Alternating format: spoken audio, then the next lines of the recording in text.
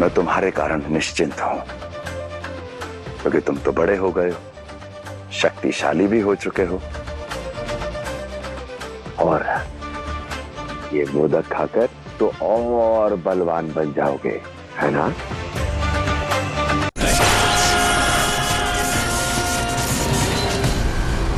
मैं कहीं भी क्यों ना रहूं, सदैव आपके पास और आपके साथ रहूंगा।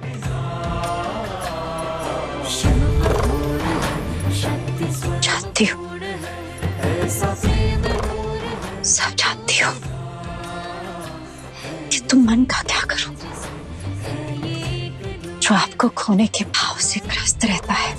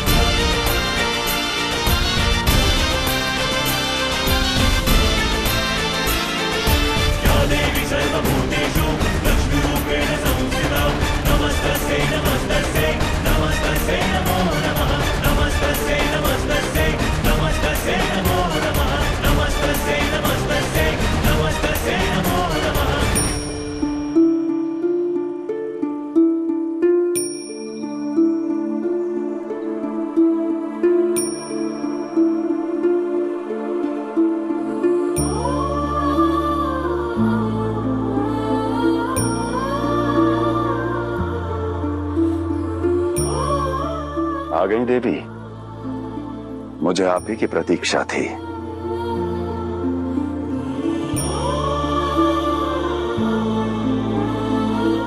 देखिए देवी, आपके लिए पुष्प चुने हैं।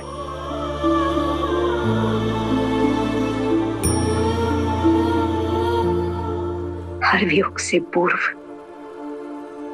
पुष्प देना आवश्यक है।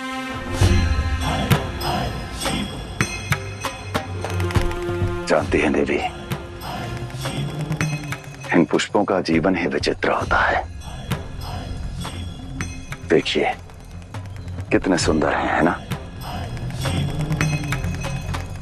परंतु जानती हैं, जब तक वृक्ष के साथ जुड़े रहते हैं केवल सौंदर्य के कारक होते हैं, परंतु जैसे ही वृक्ष की छत्र छाया से पृथक होते हैं, देव सेवा में अर्पित होते हैं, सार्थक बन जाते हैं। इसलिए विच्छेद भी मिलन की सार्थकता का ही अंश है।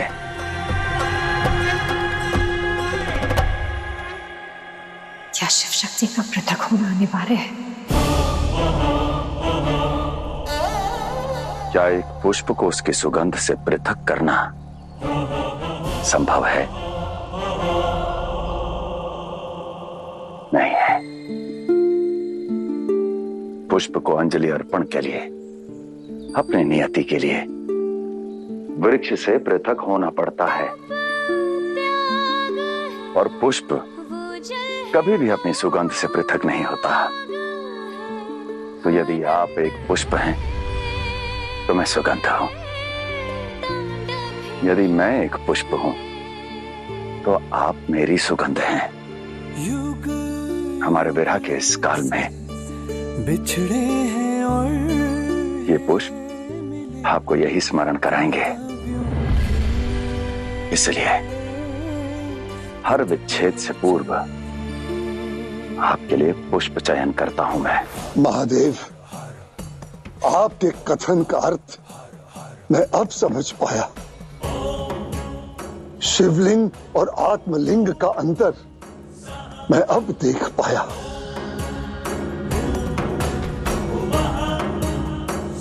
संसार के हर शिवलिंग में महादेव का अंश है, इसलिए किसी भी शिवलिंग का अपमान करना महादेव का अपमान करना है।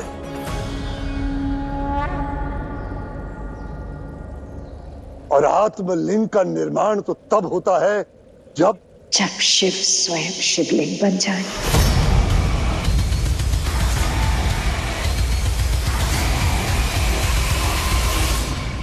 जी माता।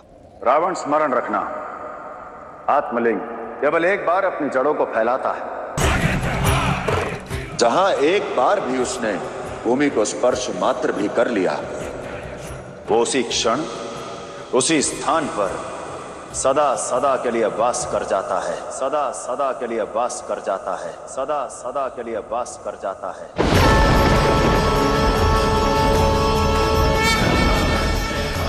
फिर उस आत्मलिंग को हिलाना, वहां से उठाना असंभव है।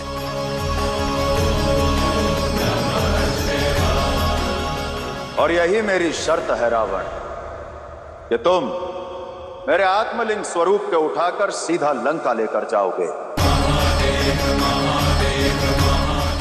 और यदि तुमने मुझे कहीं पर भी रख दिया तो वो सदा सदा के लिए उसी स्थान पर बस जाएगा।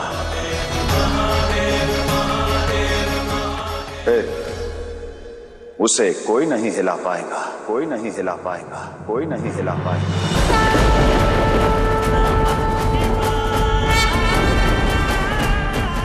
कैसी बात कर रहे हैं महादेव? आपके स्वरूप को कहीं रख देने का तो प्रश्न ही नहीं उठता। ये तो वर्षों की मेरी तपस्या का फल है जो आप मुझे मिल रहे हैं।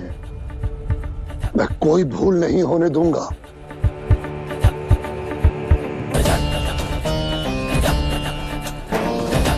महादेव, मैं आत्मलिंग को अपने कंधों पर उठाकर अपने पास अपने प्राणों से भी अधिक सुरक्षित रखूंगा।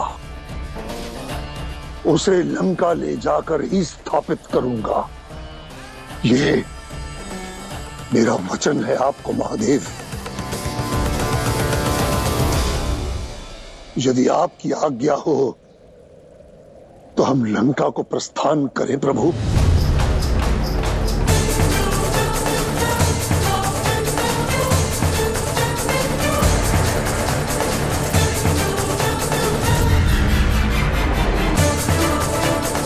माता, माता,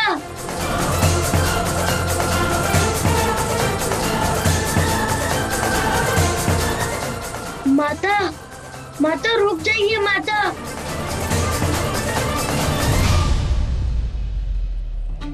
आप सत्य कह रहे हैं पिताश्री? हाँ पुत्र, तुम्हारा अस्तित्व तुम्हारे महत्व को स्वयं दर्शाता है। अर्थात पिताश्री? अर्थात पहले मोदक खाओ। अच्छा ठीक है, तो अब ध्यान से सुनो। कार्तिकेय को शिव और शक्ति दोनों ने मिलकर बनाया और तुम्हें केवल तुम्हारी माता ने। और जानते हो क्यों? क्योंकि जब मैं वहां नहीं था तब उन्हें एकांत का आभास हुआ और तब उन्होंने स्वयं गणेश को रचा।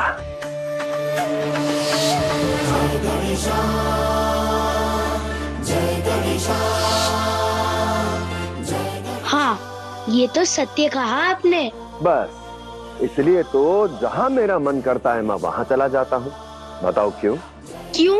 क्योंकि मुझे ज्ञात है जो बालक शिव से युद्ध करने के लिए सज्ज हो गया था वो दंडपानी कैलाश में है।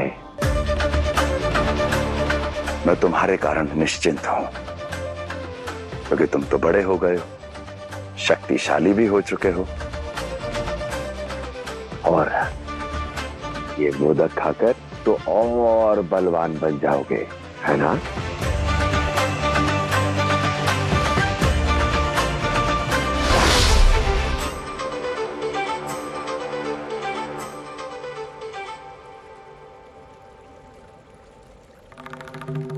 अपने पुत्रों को तो समझा दिया, किंतु इनकी माता को कैसे समझाऊंगा?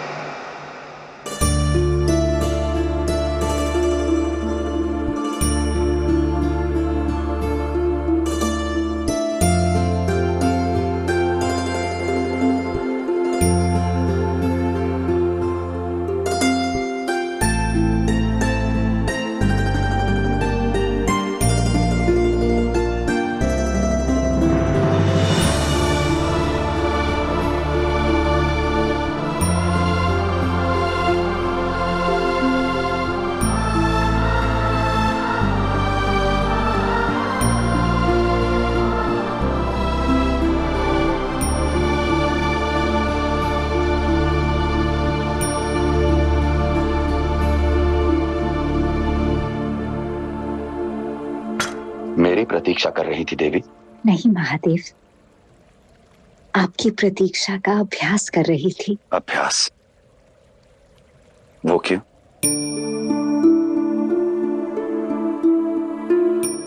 आइए, मैं आपको समझाती हूँ।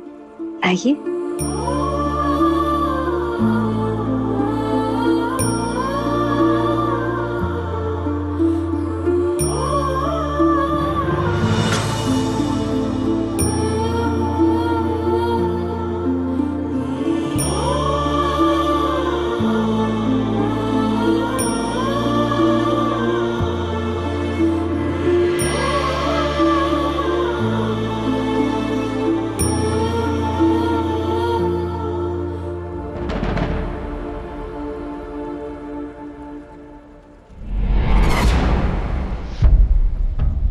ये क्या कर रही हैं देवी? बस महादेव, अब सब उचित है। क्या उचित है? अब आंखें मूंद कर मैं आपको देख पा रही हूँ। आप यहीं मेरे समक्ष बैठे हैं।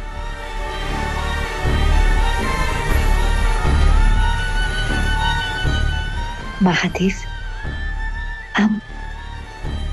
आप मुझे समझाने आए हैं ना? निश्चिंत रहिए, उसकी कोई आवश्यकता नहीं है। आप भूल रहे हैं कि मैं अपर्णा हूं। मैंने जल और अन्न त्यागा था, सूखे हुए बेलपत्रों को भी त्याग दिया था। सहस्त्रों वर्षों आपकी प्रतीक्षा की थी, वो भी तब जब आपके साथ कोई संबंध नहीं था। और अब तो इस समस्त संसार में आपके सिवा मेरा किसी और से संबंध नहीं है। आप निश्चिंत रहिए, अपना कर्म कीजिए, अपना धर्म निभाइए। शक्ति के लिए उसके शिव सदैव उसके पास हैं।